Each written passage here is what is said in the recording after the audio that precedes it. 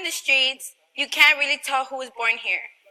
We go to the same school, play the same sports, and even eat together. How do you know who was born here? Should an immigration status matter?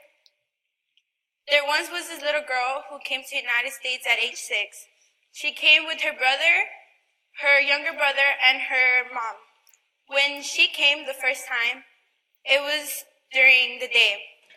She had to cross with 20 other strangers she didn't know.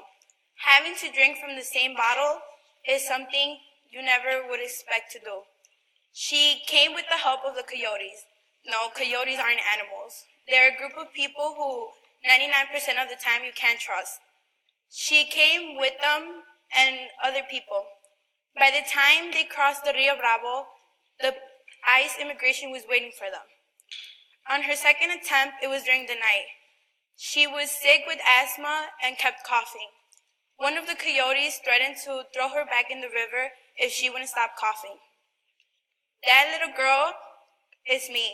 I came 10 years later, I'm right here asking for a change.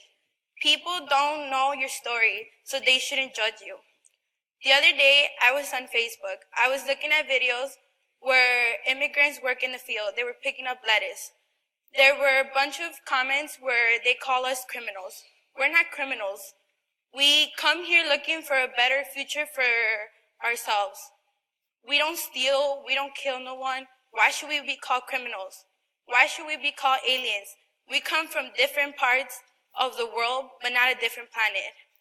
There was also another comment where they were talking about